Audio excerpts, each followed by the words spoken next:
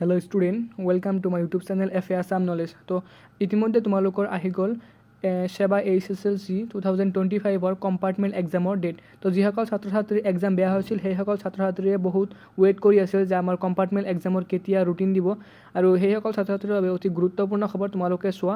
আজিৰ ভিডিঅ'টোত আমি আলোচনা কৰিম তোমালোকৰ কম্পাৰ্টমেণ্ট এক্সামৰ যিখন ৰুটিন কেতিয়াৰ পৰা ষ্টাৰ্ট হ'ব আৰু কেতিয়া শেষ হ'ব। তোমালোকে ভিডিঅ'টো সম্পূৰ্ণৰূপে চোৱা, আৰু কোনোবাই যদি আমাৰ চেনেলত নতুন আহিছা তেনেহ'লে চেনেলখন ছাবস্ক্ৰাইব কৰি দিবা আৰু কাষত থকা বেল আইকনখন প্ৰেছ কৰি দিবা। ব'লা আমি ৰুটিনখনলৈ চাওঁ। তো তোমালোকে চোৱা, ৰুটিনখনত দিয়া আছে তোমালোকৰ কম্পাৰ্টমেণ্ট এক্সাম ডেট আৰু ডে, তাৰপিছত আছে morning from 9 AM to 12 noon, তাৰপিছত আফটাৰনুন আছে 1:30 PM to 4:30 PM। তো তোমালোকৰ 23 মে'ত আছে ফ্ৰাইডে হয় 2025, তোমালোকৰ MIL ইংলিছ, ঠিক আছে, MILটো আছে। আৰু 24 ছেটাৰডে 24 তোমালোকৰ আছে ছ'চিয়েল ছায়েন্স, তোমালোকৰ মৰ্ণিং শ্বিফ্টত আছে ছ'চিয়েল ছায়েন্স। আৰু তোমালোকৰ 26 মানডে 26ত আছে তোমালোকৰ জেনেৰেল মেথামেটিক্স। তাৰপিছত 27 মে আছে টুৱেজডে, সেইদিনা আছে তোমালোকৰ ইংলিছ, আৰু আফটাৰনুনত আছে এৰাবিক, তাৰপিছত পাৰ্চিয়ান, এছামিজ। তো তোমালোকৰ যাৰ যিটো এক্সাম আছে তোমালোকে ভাল কৰি চাবা।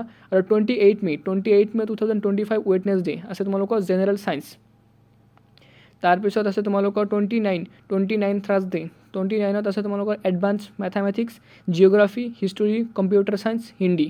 তো তোমালোকৰ যিসকল ছাত্ৰ ছাত্ৰীসকলৰ এই যিকেইটা কম্পাৰ্টমেণ্ট আছে তোমালোকৰ যিকেইটা এক্সাম বেয়া হৈছিল, তো তোমালোকে সেই এক্সামত মানে ৰুটিন মতে তোমালোকে এক্সাম দিব লাগিব। আৰু এক্সামৰ কাৰণে তোমালোকে প্ৰিপেয়াৰ হোৱা, এতিয়া আৰু সময় নাই যে বহি থাকিবা ৰুটিনৰ কাৰণে, যে কেতিয়া ৰুটিন আহিব তাৰপিছত পঢ়িম।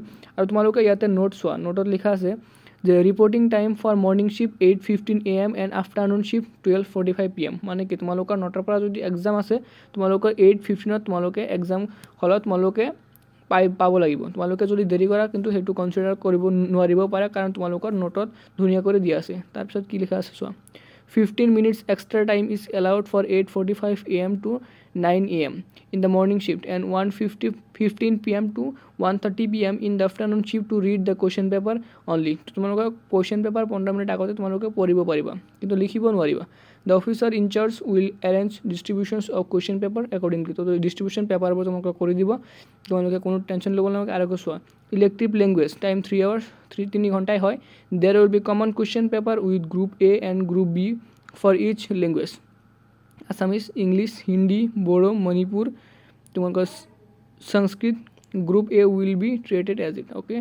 তাৰপিছত আছে তোমালোকৰ in English general mathematics, general science and social science candidates have to answer both objective and description part and passing in both independently in mandatory.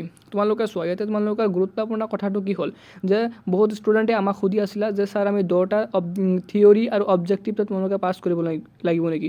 তো ইয়াতে চোৱা, ইয়াতে ধুনীয়াকৈ লিখা আছে তোমালোকৰ বোথ অবজেক্টিভ এণ্ড ডেছক্ৰাইপটিভ তোমালোকে দুটাতেই পাছ কৰিব লাগিব, তেনেহ'লেহে তোমালোকে পাছ কৰিবা। থিয়ৰী আৰু MCQ যদি তোমালোকে এটা ছাপ'জ তোমালোকে তোমালোকে অবজেক্টিভত পাছ কৰিলা, তোমালোকে থিয়ৰীত পাছ নকৰিলে তেনেহ'লে তোমালোকে কিন্তু ফেইল হৈ যাবা।